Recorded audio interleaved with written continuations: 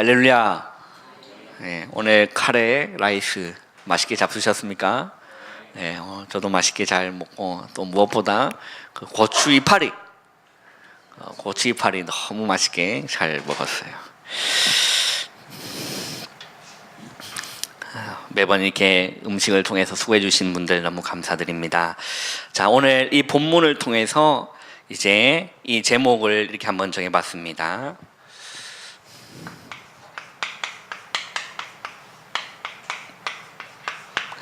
하나님의 의. 이 하나님의 의가 뭐냐면 새로 열린 구원의 길입니다. 이게 복음이에요. 이게 하나님의 의입니다. 자, 우리가 계속 로마서를 공부해 나가면서 계속 죄에 대해서 계속 우리가 살펴봤습니다. 그걸 통해서 여러분 진실로 고백되어져야 돼요. 내가 진짜 하나님 앞에 죄인이구나. 그게 우리의 입술로에만 고백이 아니라 교리적 그냥 동의와 고백이 아니라 우리 삶 가운데 우리 인생 가운데 진실된 고백이 되어져야 돼요. 그래서 율법이죠. 하나님 말씀을 통해서 나는 죄인임이 깨달아져야 합니다. 여기에 대해서 혹시 억울한 분 계십니까? 혹시 억울한 분 계세요? 나는 죄인이다. 이 사실에 대해서 혹시 억울한 분 계십니까? 내가 뭘 그렇게 죄인이냐? 혹시 억울한 분 계십니까? 혹시 마음에 진짜 동의를 못 하시는 분은 이렇게 한번 생각을 한번 해보세요. 한 나라에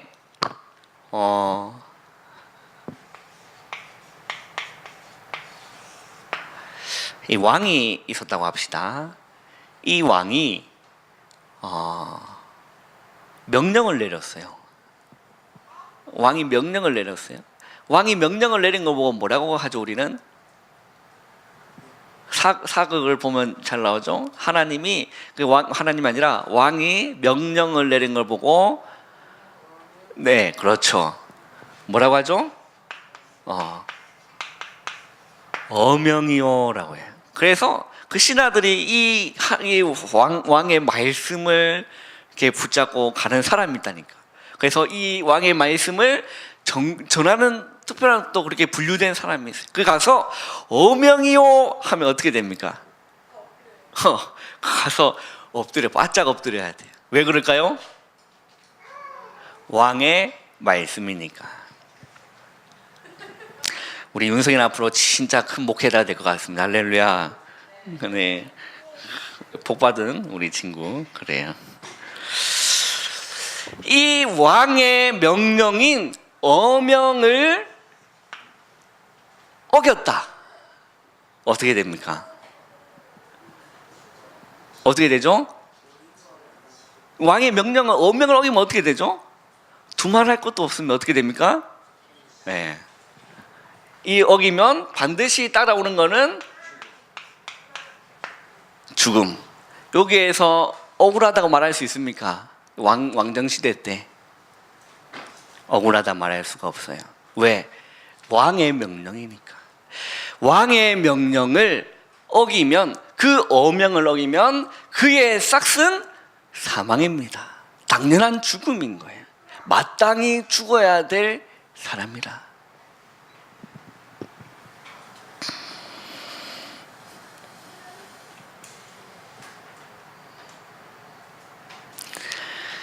자, 이 어명을 어기고 살아남을 수 있는 사람이 있습니까?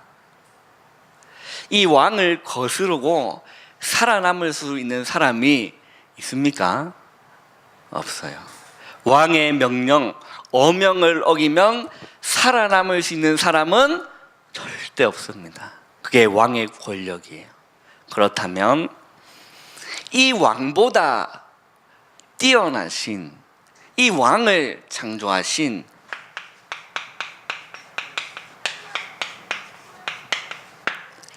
만 왕의 왕이 되시는 창조주 하나님의 말씀을 어긴다면 살아남을 수 있는 사람이 있습니까? 우리 굉장히 쉽게 생각하거든요. 하나님 말씀 우습게 생각하는 사람 너무 많거든요. 하나님 말씀을 흘겨듣는 사람이 너무 많아요. 하나님 말씀을 청종하지 않는 사람이 너무 많다니까요. 이 왕의 말씀은 지키려고 그렇게 어명을 붙잡고 그거를 또 어명을 받으면 그걸 영광스럽게 생각하고 그 있잖아요. 실제 그런지 모르겠지만 사극 보면 그 있잖아. 뭐 적어놓은 거 어명 그 적어놓은 거 보화처럼 간직하고 그래요. 우리가 이 세상의 왕인 그 왕의 어명을 어겨도 마땅히 죽는 것은 당연합니다. 그런데 우주 만물을 만드신 창조주 하나님의 그 말씀을 어겼다. 그걸 보고 뭐라고 하죠?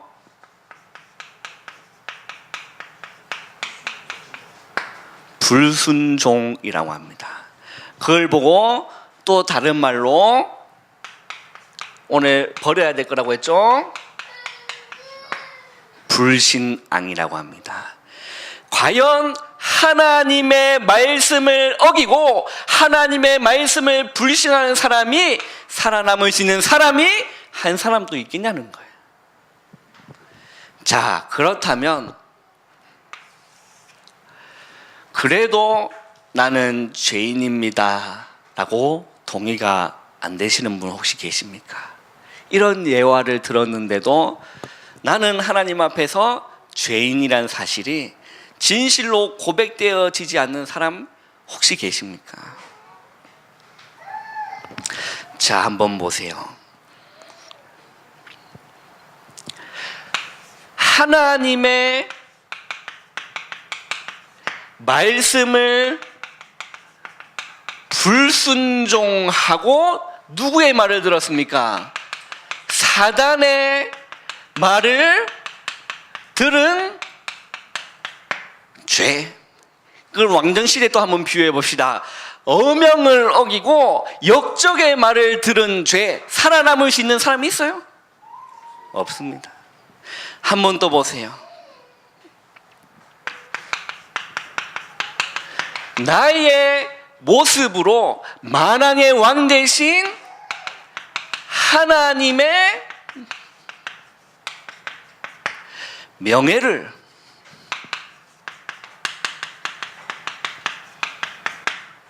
훼손한 죄, 살아남을 수 있겠습니까? 그리고 하나님의 뜻대로 살지 않고 내 뜻과 내 욕심과 내 육체에 원하는 것을 한 그 죄, 살아남을 수 있는 사람이 있냐는 겁니다. 에베소서 2장 2절에서 3절에 잘 얘기합니다. 육체와 마음에 원하는 것을 하여 다른 이들과 같이 본질상 뭐라고 됐죠? 진노의 자녀이더니. 우리가 이 가운데 이게 죄라는 거예요. 윤리 도덕적인 죄의 개념이 아니라 하나님이 우리에게 말씀한 너는 죄인이야, 이 단정 지은 게 윤리 도덕적인 개념이 아니라니까요. 하나님 말씀에 뭐한 거죠? 불순종했어요. 그리고 우리는 누구의 유혹을 잘 받습니까? 사단의 말을 들은 죄. 이거 해당돼요, 안 돼요, 여러분? 우리가 얼마나 하나님의 말씀에 불순종할 때가 많아요. 우리가 얼마나 그 하나님의 말씀을 판단할 때가 많아요. 여기 죄에 해당 안 되는 사람 손 들어봐요. 눈 감아봐요. 싹 다 눈 감아보세요. 나는 이 하나님의 말씀에 불순종한 적이 없다. 손 들어보세요. 단 한 사람도 있습니까? 없어요. 그래서 로마서 3장 23절에 모든 사람이 죄를 범하였음에 하나님의 영광에 이르지 못하더니, 살아남을 사람이 단 한 사람도 없습니다. 그런데 너무 희한하죠. 우리는 이 하나님을 두려워하지 않고, 이 하나님 두려워하지 않는다니까요. 그걸 누굴 두려워합니까? 이걸 두려워해요. 그래요, 안 그래요? 안 그렇습니까? 두려워하지 않는다니까요. 예수님이 뭐라 말씀하셨는지 우리 한번 찾아볼까요? 우리 마태복음 10장 28절 한번 읽어보세요. 예수님이 뭐라 말씀하셨느냐?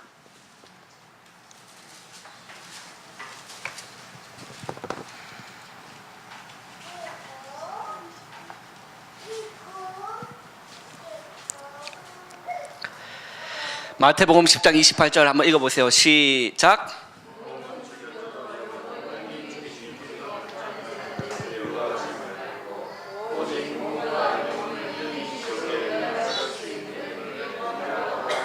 자, 예수님이 누굴 두려워하지 말라고 했어요?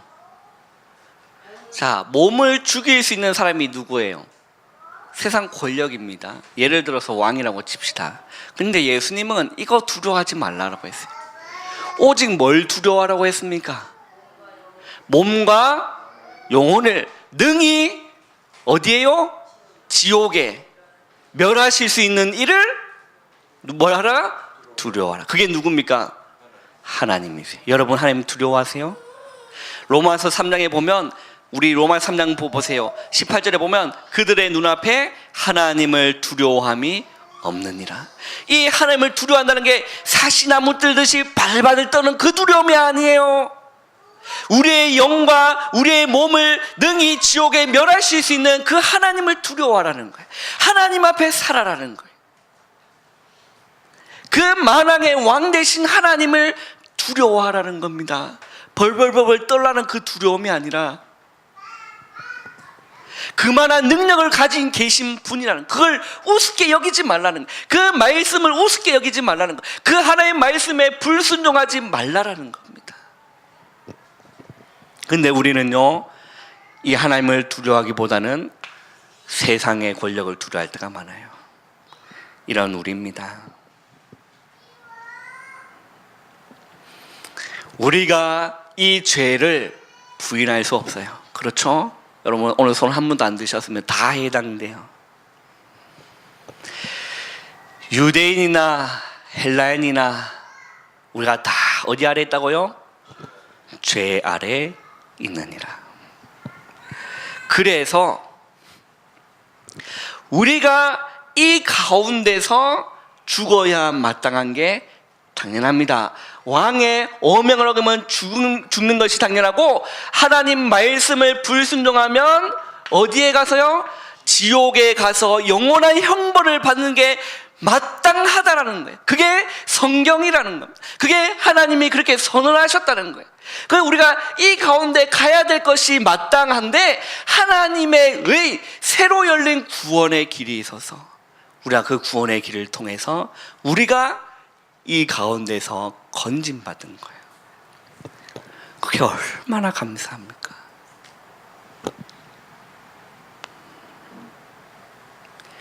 영원히 멸망받아야 될 마땅한 우리, 왜? 하나님 말씀 어겼잖아요.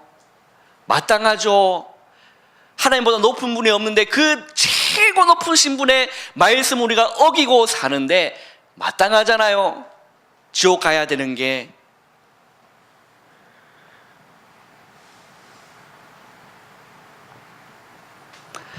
이게 마땅합니다. 그런데 이게 중요해요. 한번 보세요. 오늘 말씀을 한번 보세요. 오늘 19절 20절을 보면, 오늘 3장 19절 20절 보면 율법의 목적이 뭐냐? 네가 죄인임을 깨달아라는 거라. 율법으로 내가 지킬 수 있다가 아니라 율법을 통해서 나는 죄인이구나 사실을 깨달아라는 겁니다. 20절 한번 읽어보세요. 시작.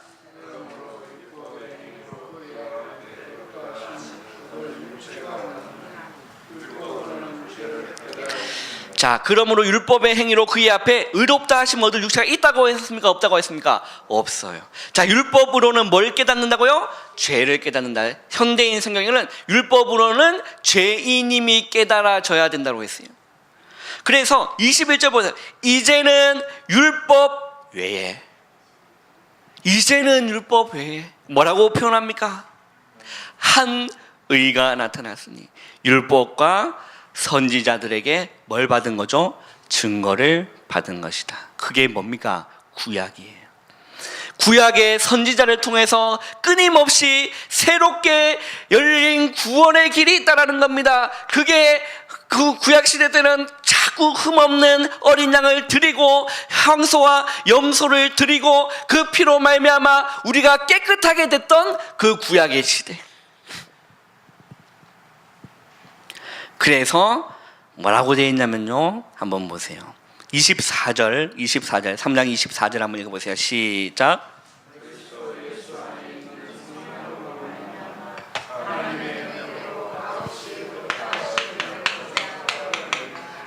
자, 속량이라고 했어요.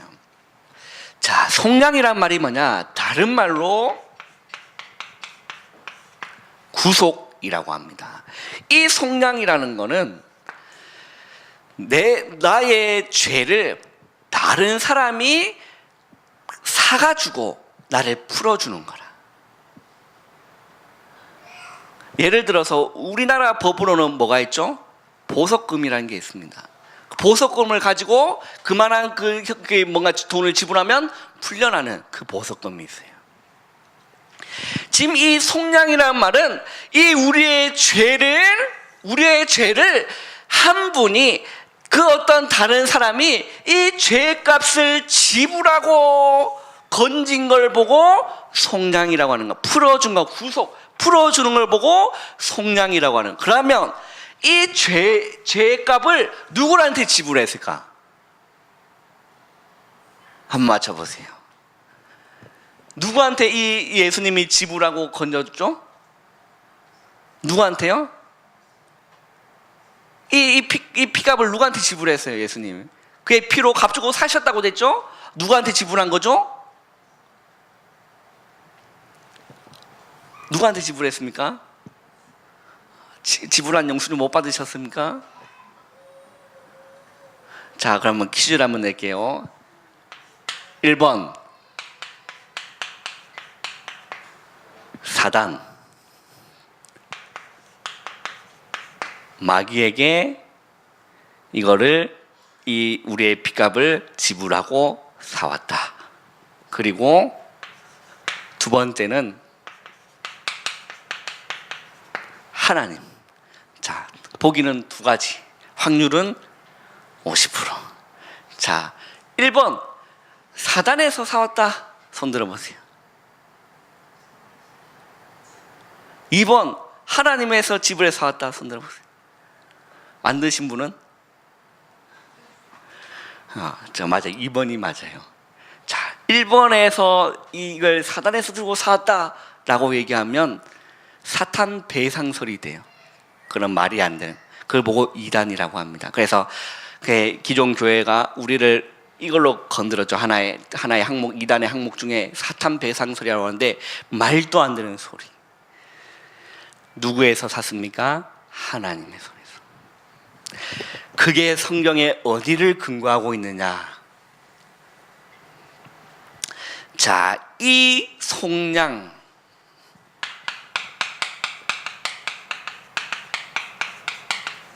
값을 치러서 건지고 사셨다는. 그래서요, 우리 그 목사님이 잘 표현하시는 요한복음 19장 30절에 뭐 했다고요? 다 이루었다. 그걸 목사님 뭐라 표현하셨습니까? 다 지불했다라는 거예요. 그래서 우리를 건져주신 겁니다. 이 죄 가운데 있는 우리를 예수 그리스도의 십자가 그 속량 구속하로 말미암아 예수님이 우리를 건져주신 거야. 값을 치러서 우리를 사주신 거라. 우리는 핏값으로 산 거예요. 그래서 그걸 보고 보혈이라고 해요.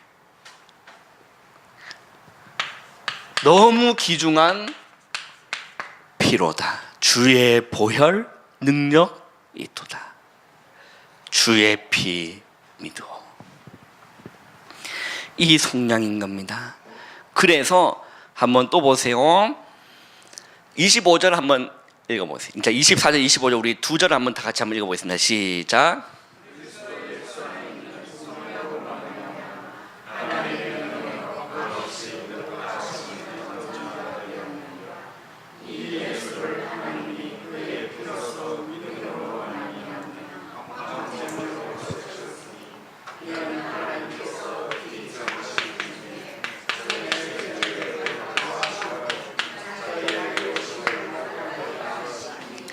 자, 여기서 중요한 단어가 뭐냐면 따라합시다. 화목제물.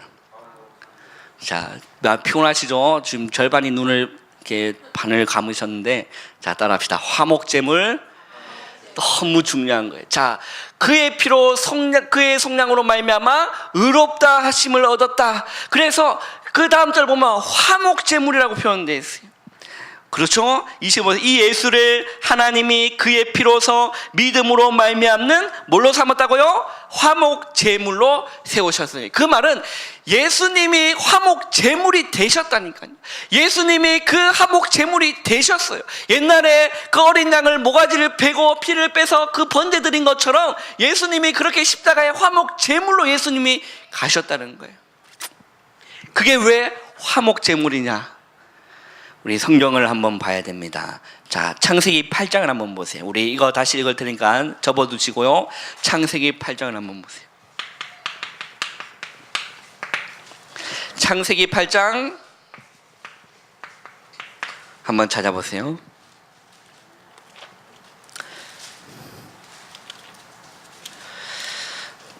여러분들 너무 잘 아는 본문이에요. 창세기 8장 노아 사건이죠. 노아 홍수 사건인데 이 창세기 8장의 20절 한번 읽어보세요. 20절 시작.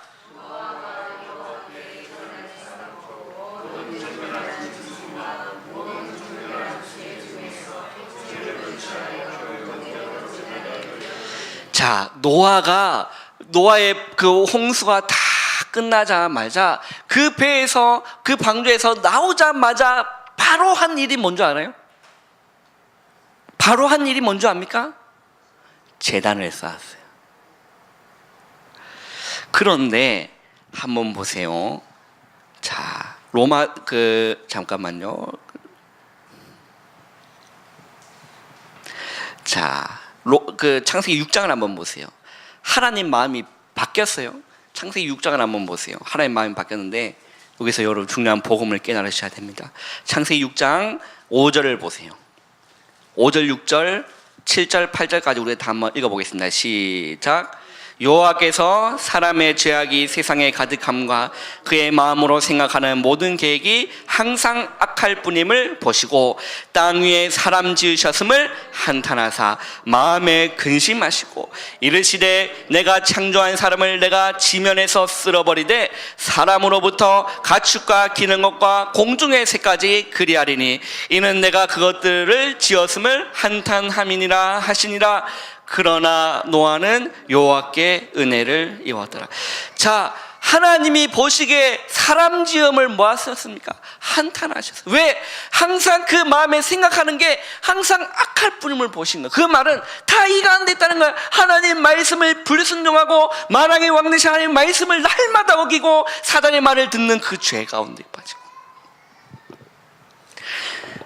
내 모습을 통해 인간의 모습을 통해서 하나님의 명예를 훼손하고 하나님의 뜻대로 살기보다는 내 뜻대로 내 욕심대로 육체에 원하는 대로 완전히 육체가 되어서 사는 인간들을 보고 하나님 마음에 뭐 하셨다고요? 한탄하셨다라는 거예요. 그래서 어떤 계획을 세웁니까? 다 쓸어버리겠다. 얼마나 무서운 말이에요. 그게 하나님의 능력이에요. 그게 하나님의 주권이고 하나님의 마음입니다. 그 하나님을 두려워하라는 거예요. 이게 하나님의 진노요 심판입니다. 사람으로 가축과 기는 것과 공중의 새까지 그러하리니 이는 내가 그것들을 지었음을 한탄함이니라 하시니라. 그런데요 8절을 보세요. 그러나 노아는 여호와께 뭘 입었죠? 은혜를 입었더라. 하나님이 사람 지으심을 한탄했는데 이 화목제물이 얼마나 중요한가 하면 한번 보세요. 창세기 8장에 보면 20절에 노아가 여호와께 제단을 쌓고 모든 정결한 짐승과 모든 정결한 새 중에서 제물을 지하여 번제로 제단을 드렸더니 21절 읽어보세요. 시작.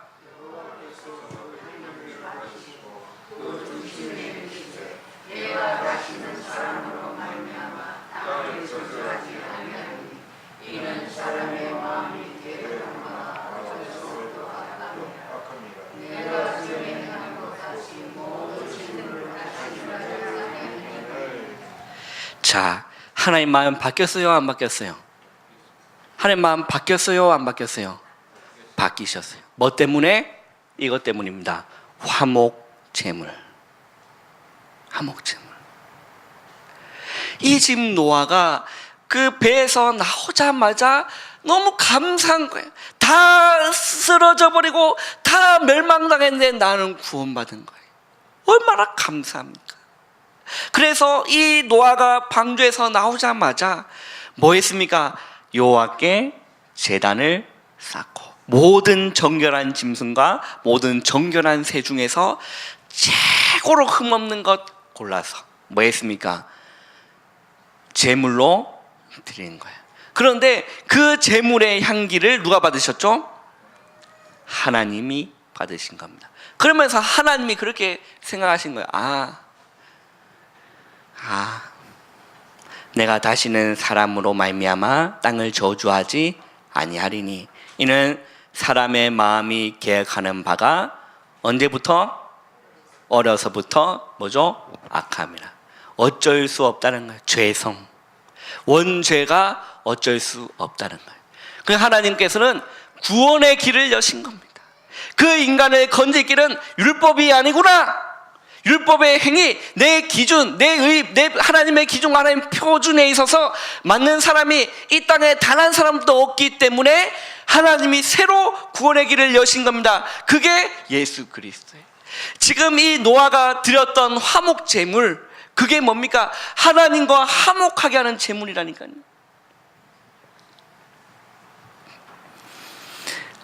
이 향기로운 이 지금 화목 제물의 그 향기를 통해서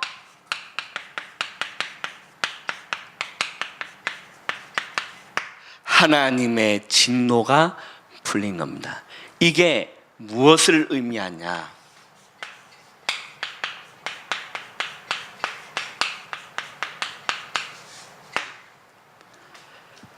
예수 그리스도의 그 제물을 의미해요.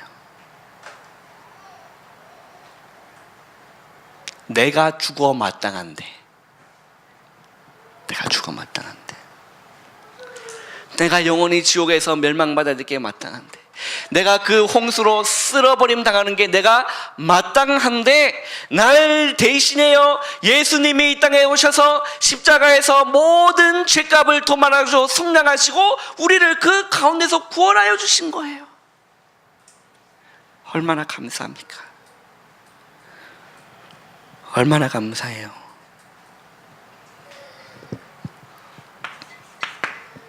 한번 보세요. 히브리서 9장 13절 말씀을 읽으면 아마 더 정확하게 이해되실 거예요. 히브리서 9장을 한번 보세요. 히브리서 9장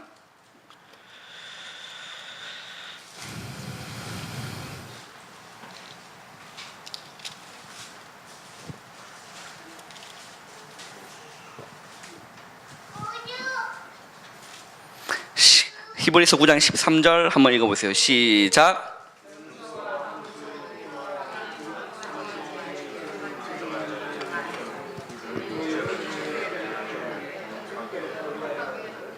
자, 이게 지금 구약의 화목 제물의 그 제사를 지금 바울이 지금 히브리서 통해서 설명하고 있어요. 자, 9절에 13절에 보면 염소, 황소의 피와 및 암송아지의 죄를 부정한 자에게 뿌려서 그 육체를 뭐하게 했죠? 정결하게 했다. 그 말은 구약 시대에 이런 제사를 통해서, 이런 화목 제물을 통해서 하나님의 진노가 풀렸다라는 거예요. 이해되세요? 하나님의 진노가 풀렸다는 거예요. 그런데 중요한 게 이 지금 히브리서 기자는 뭘 강조하고 싶으냐면 황소와 송아지 피가 아니라는 거예요. 우리 14절 한번 읽어보세요. 시작.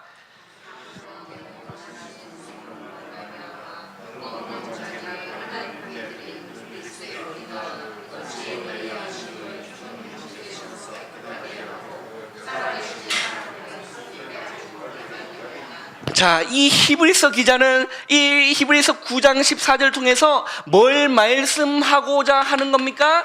염소와 황소와 송아지의 그 피보다 하물며 영원하신 성령으로 말미암아 흠없는 자기를 하나님께 드린 그 그리스도의 피가 이 피와 같지 않다라는 거예요. 구약시대의 염소와 송아지 피를 우리가 깨끗하게 했고 우리가 죄 용서함을 받았는데 그 피와 같지가 않다는 겁니다. 단번에 속죄하신 그 영원한 속죄, 예수 그리스도의 속죄입니다.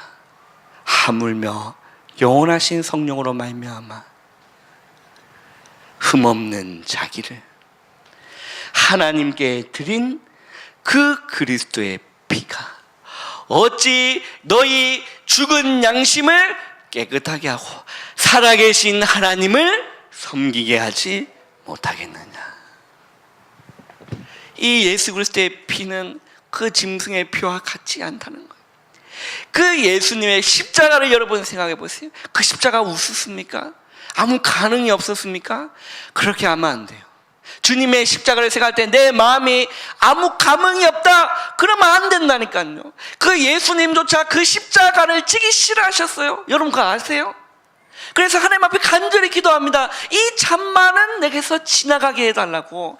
얼마나 그 십자가의 고통이 힘든 건지를 그 예수님은 아신 거예요. 그래서 그 겟세마네 동산에서 피눈물 흘리면서 그 기도하실 때 아버지여 이 잔은 내게서 지나가게 하옵소서. 그러나 나의 원대로 마옵시고 아버지의 원대로 하옵소서. 그 주님의 십자가,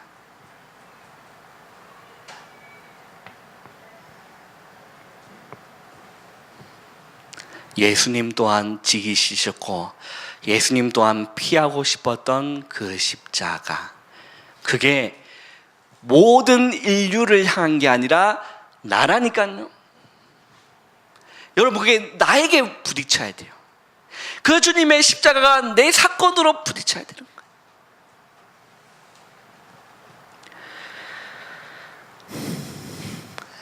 여러분 이렇게 질문해 보세요. 창조주이신 그분이, 하나님이신 그분이 나를 위해 자기의 목숨을 내던질 만한 내가 그런 가치가 있어요?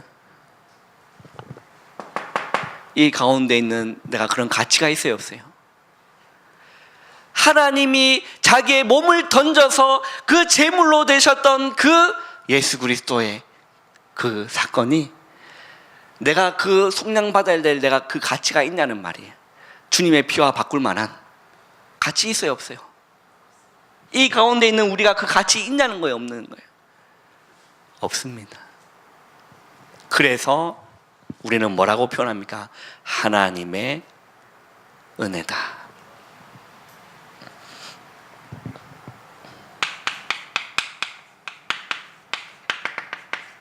로마서 5장 7절에 선인을 위하여 죽는 자가 쉽지 않고 의인을 향하여 죽는 자가, 용감히 죽는 자가 혹 있거니와. 8절에 우리가 아직 죄인 되었을 때 그리스도께서 우리를 위하여 죽으심으로 하나님께서 우리에 대한 자기의 사랑을 확증하셨느니라. 이 얼마나 큰 사랑입니까, 여러분? 이 얼마나 놀라운 사랑이라는 거예요. 내가 그런 가치가 없다니까요. 그런데 하나님이 우리를 너무 사랑하셔서 예수님이 화목제물로 우리를 구원하여 주신 겁니다.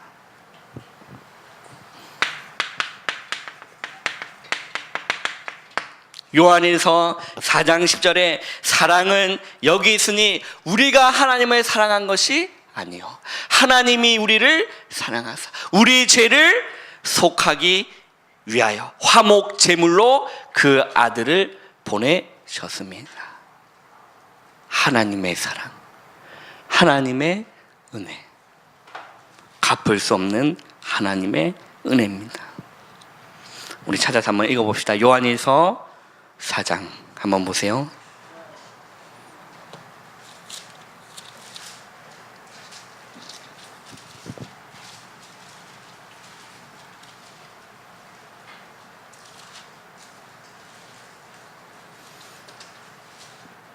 우리 9절에서 10절 한번 읽어보세요. 시작.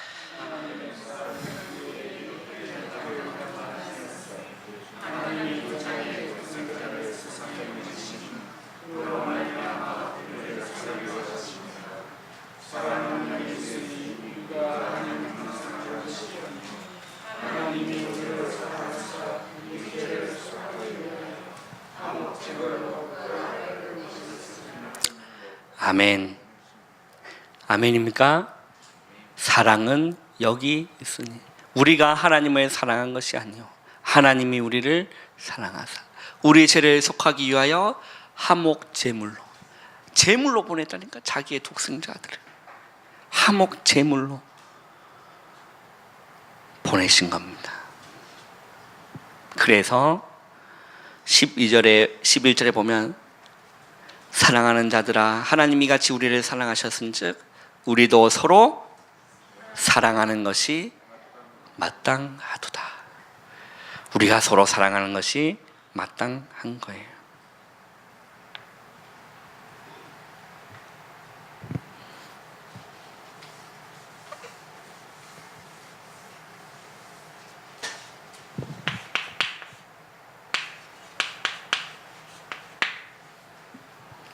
그래서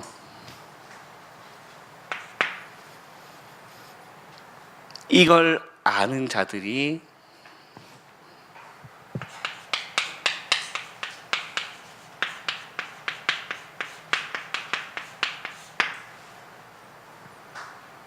참된 예배를 드릴 수 있습니다. 이게 하나님이 기뻐하시는 예배예요. 형식이 아니라.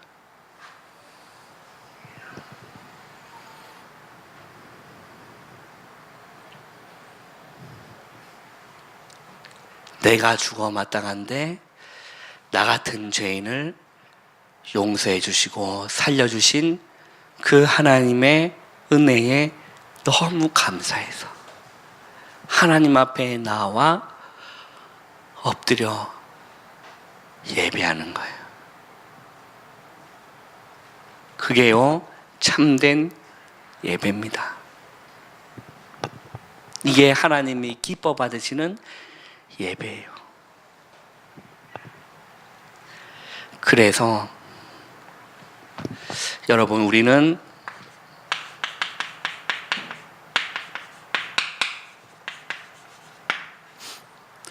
예배 성공하셔야 됩니다.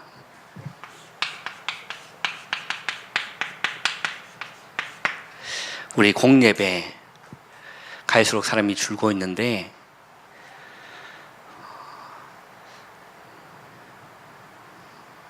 우리 부끄러워 하셔야 돼요.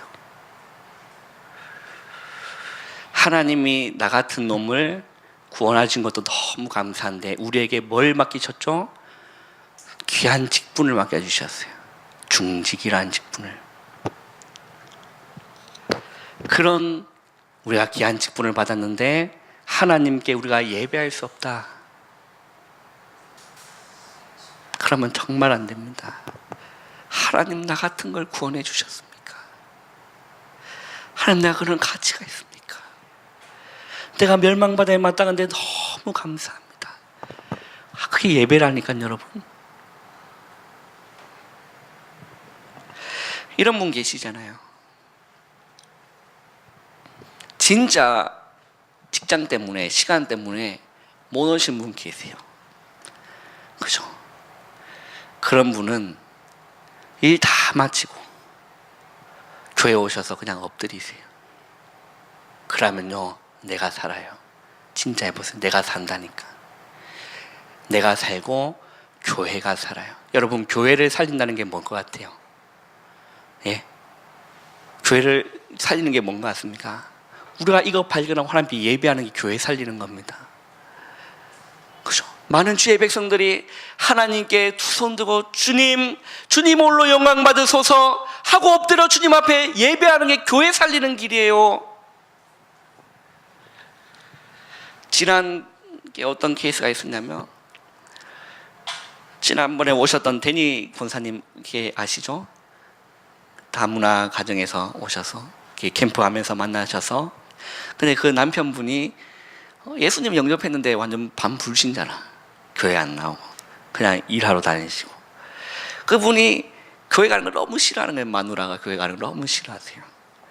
그래서 이분은 새벽기도 나오고 싶어 하세요. 새벽기도 나오고 싶어 하시는데 아침에 밥 차려주니까 못 나와요. 그러니까 이분이요, 희한하죠. 남편 밥 차려드리고 아이들 싹 다 준비시킨 다음에 다 보낸 다음에 혼자 새벽기도, 그 이후에 뭐 없으니까 혼자 다 보내고 교회 와서 엎드리세요. 눈물로 기도하세요. 그걸 우리 아버지가 매일 들어요. 네.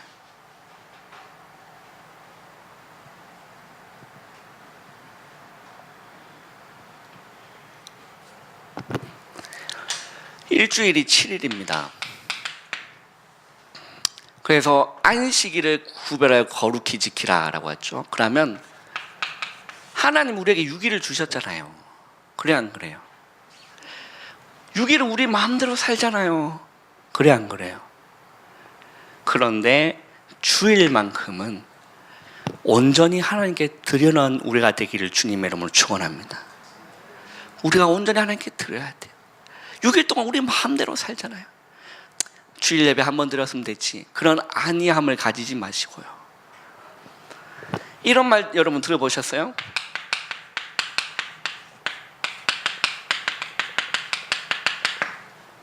이거 들어보셨어요? 썬데이 크리스찬?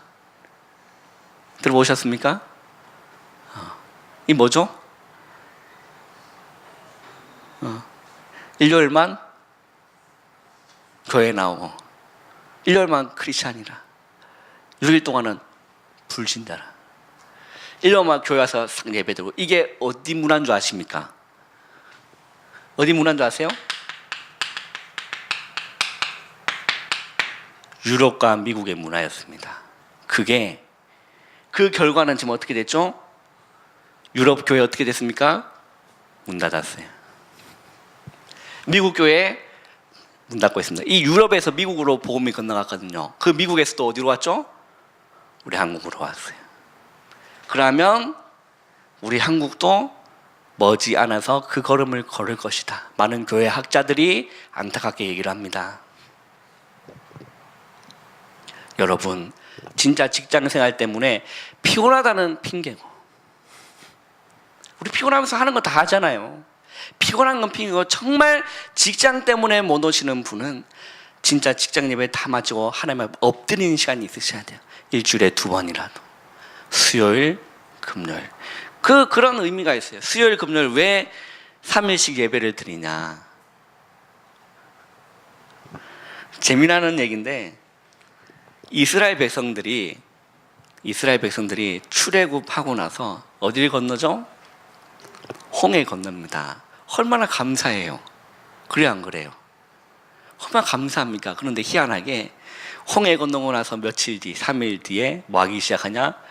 불신앙하기 시작해요. 그게 우리라니까. 우리가 6일 동안 하나님 앞에 서는 시간 없으면 완전히 황폐한 영혼 됩니다. 그래서 수요 예배가 있고 또 금요 예배가 있는 거예요.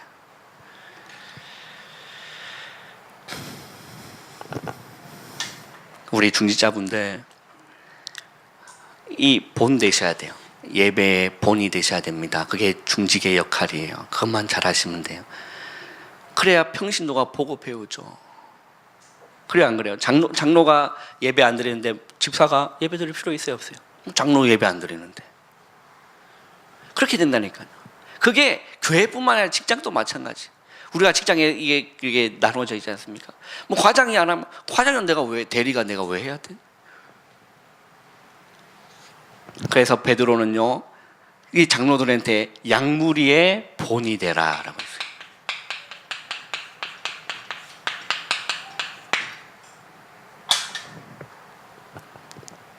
까놓고 얘기합시다.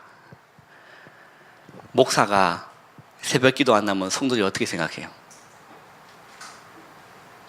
예? 어떻게 생각해요? 뒷담화 까요, 안 까요? 목사가 돼가지고 새벽에도 안 나고. 그렇게 말은 하지 않지만 속으로 그렇게 해요, 안 해요? 안 해요? 다 성령 충만하십니까? 할 거 아니에요? 그죠? 지도 잘 못 나오면서, 그치? 그런 케이스가 있다니까. 옛날에 저희 교회에 진짜 우리 목사님은 안티하는 분이 계셨어요. 교회에 꼭 그런 사람이 있다니까. 목회자 안티하는 사람이 있는데, 이 사람이 평소에 새벽기도 안 나와. 진짜 1년에 딱 한 번 나왔는데, 그때 우리 아버지가 너무 피곤해서 새벽기도 못 나갔어요. 그게 또 아다리가 맞았어. 그 말이 얼마나 악독같이 교회에 퍼지는, 목사가 내가 새벽기도 안 나오면 지는 1년에 딱 한 번 나와놓고 그 지의 리을에 병을 하고 이렇게 있으니 어이가 없는 거죠. 우리 장로님들, 우리 권사님들, 제가 정말 권면드립니다. 양무리의 본이 되셔야 돼요. 진짜 이 구원 생각하면 너무 감사한 거잖아요. 그 감사를 표출하는 게 예배라니까요. 주님 너무 감사합니다. 자, 예배 성공하세요. 그것이